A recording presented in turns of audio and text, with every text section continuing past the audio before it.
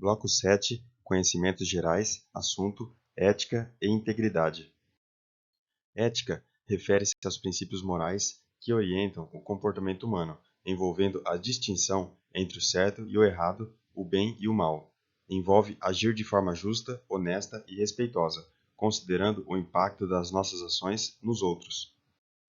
Integridade refere-se à qualidade de ser íntegro, honesto e consistente em nossas ações e valores. Envolve a adesão aos princípios éticos, mesmo quando não há supervisão ou controle externo, mantendo a coerência entre o que se diz e o que se faz. O artigo 37 da Constituição Federal estabelece princípios e valores éticos que regem o serviço público, bem como os direitos e deveres dos servidores. Alguns desses princípios e valores incluem legalidade. O exercício da atividade administrativa deve estar em conformidade com a lei. Impessoalidade. A administração pública deve tratar todos os cidadãos de forma imparcial, sem privilegiar ou discriminar pessoas. Moralidade. Os atos administrativos devem ser pautados pela ética e pela honestidade. Publicidade. Os atos administrativos devem ser transparentes e acessíveis ao público. Eficiência. A administração pública deve buscar o melhor resultado possível com os recursos disponíveis. Em relação aos direitos e deveres dos servidores públicos, estes incluem direito à estabilidade no cargo após determinado período de serviço público, dever de desempenhar suas funções com zelo, dedicação e eficiência, direito à remuneração justa e aos benefícios previstos em lei, dever de cumprir as normas éticas e legais que regem o serviço público, direito à capacitação e desenvolvimento profissional, dever de respeitar os princípios constitucionais e as normas que regem a administração pública. Esses princípios, valores, direitos e deveres visam garantir a eficácia, a transparência e a moralidade na prestação de serviços públicos, promovendo o bem-estar da sociedade como um todo. O Decreto número 1171, de 22 de junho de 94, aprova o Código de Ética Profissional do Servidor Público Civil do Poder Executivo Federal.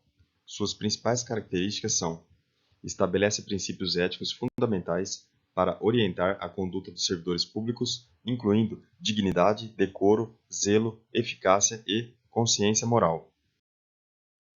Reforça a importância da ética na tomada de decisões, priorizando o honesto sobre o desonesto. Destaca a necessidade de equilíbrio entre legalidade e finalidade nas ações dos servidores para consolidar a moralidade administrativa. Ressalta que a remuneração dos servidores é financiada pelos tributos pagos pela sociedade, exigindo integração da moralidade administrativa no exercício do cargo.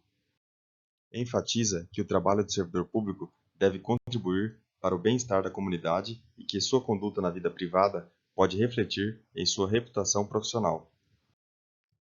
Estabelece a importância da publicidade dos atos administrativos para a eficácia e moralidade da administração pública. Requer que o servidor seja verdadeiro em suas ações, evitando omissões ou falsidades, mesmo quando contrárias aos interesses pessoais ou da administração.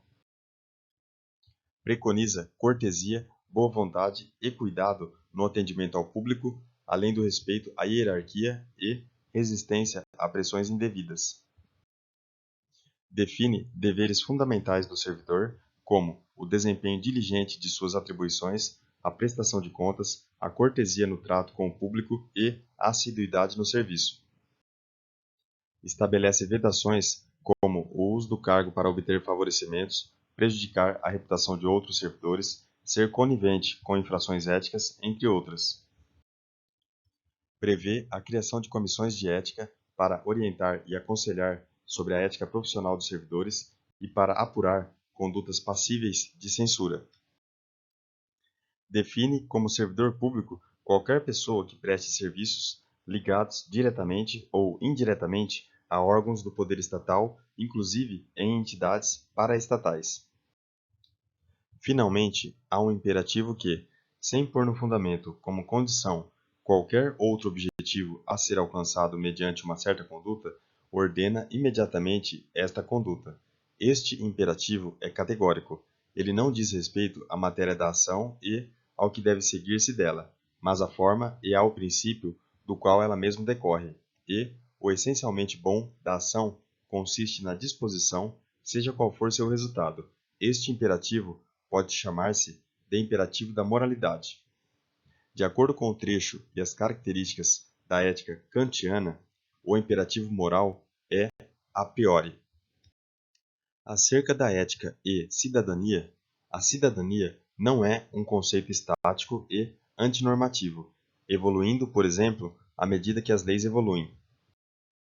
Coaduna-se com uma postura ética na gestão pública, destemer, representar contra qualquer comprometimento indevido da estrutura em que se funda o poder estatal. Espera-se do servidor público o cumprimento de deveres como ser cortês, ter urbanidade, disponibilidade e atenção, respeitando a capacidade e as limitações individuais de todos os usuários do serviço público, sem qualquer espécie de preconceito ou distinção de raça.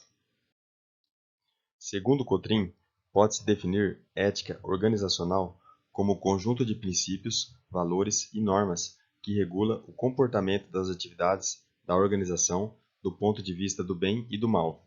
Sobre os valores éticos, são indicadores do grau de atendimento aos princípios éticos.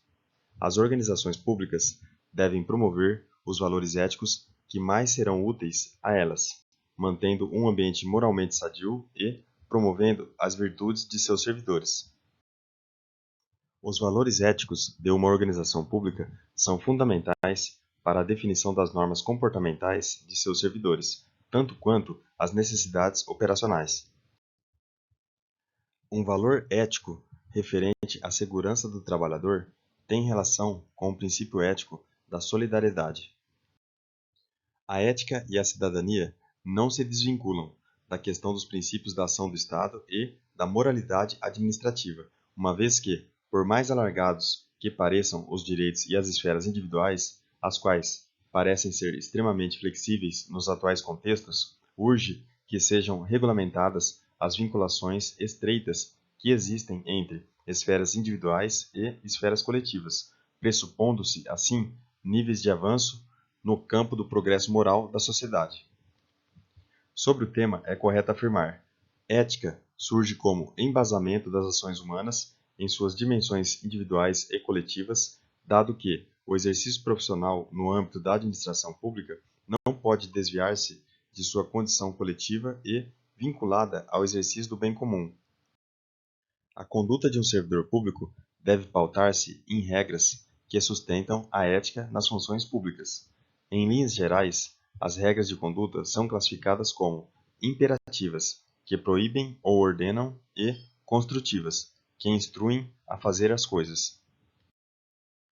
Com base no Código de Ética Profissional do Servidor Público Civil do Poder Executivo Federal, a Comissão de Ética incumbe fornecer aos organismos encarregados da execução do quadro de carreira dos servidores os registros sobre sua conduta ética para o efeito de instruir e fundamentar promoções e para todos os demais procedimentos próprios da carreira do servidor público. Bons estudos e até o próximo vídeo.